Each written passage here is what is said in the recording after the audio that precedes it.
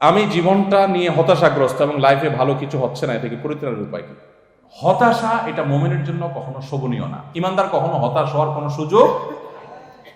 বিশ্ব স্বাস্থ্য সংস্থার বেশ কয়েক বছরের জরিপ, এটা আমি স্টাডি করেছি একবার, এবং এটা বিভিন্ন বই পুস্তক বিভিন্ন গ্রাফ উঠে এসেছে। পৃথিবীতে প্রতি বছর আত্মহত্যায় যারা মারা যায় এই মানুষগুলোর মধ্যে সবচেয়ে কম আত্মহত্যা প্রবণতা পাওয়া যায় মুসলমানদের মধ্যে।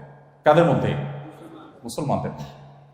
এর অন্যতম কারণ হলো মুসলমানের ভরসার একটা জায়গা আছে। আল্লাহ বলেছেন যালিকা বিআন্নাল্লাহা মাওলাল্লাযীনা আমানু ওয়া আন্নাল কাফিরিনা লা মাওলা লাহুম। কাফেরদের কোনো কি নাই, অভিভাবক নাই। মুসলমানদের অভিভাবক কে? আল্লাহ। অতএব মুসলমানরা আল্লাহ তাআলার উপরে আস্থা রাখবে, ভরসা রাখবে, তাওয়াক্কুল করবে। সে কখনো আপনার স্যাড হবে না, বিষণ্ণ হবে না এবং ভেঙে পড়বে না।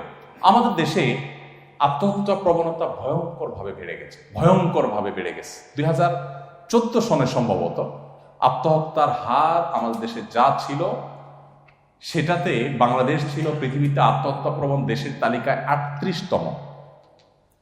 গেল 9 সেপ্টেম্বর বাংলাদেশের প্রথম সারির একটা জাতীয় দৈনিকের রিপোর্টের আলোকে বলতেছি আমি। এবং এই কয়েক বছরের ব্যবধানে সেটা পরিবর্তন হয়ে বাংলাদেশ পৃথিবীর আত্মহত্যা প্রবণ দেশগুলোর মধ্যে 10ম পর্যায়ে এসে দাঁড়াইছে।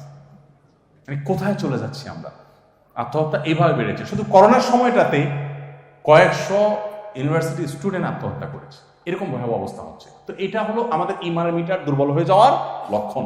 ইমানদার কখনো হতাশ হতে পারে না। আল্লাহ বলেছেন লা তাকনাতু মির রাহমাতিল্লাহ। আপনি জানেন আপনার দেয়ালে পেটিয়ে গেছে, অসুবিধা কি? আমার আল্লাহ তো সবার সম্ভবকে সম্ভব করতে পারে।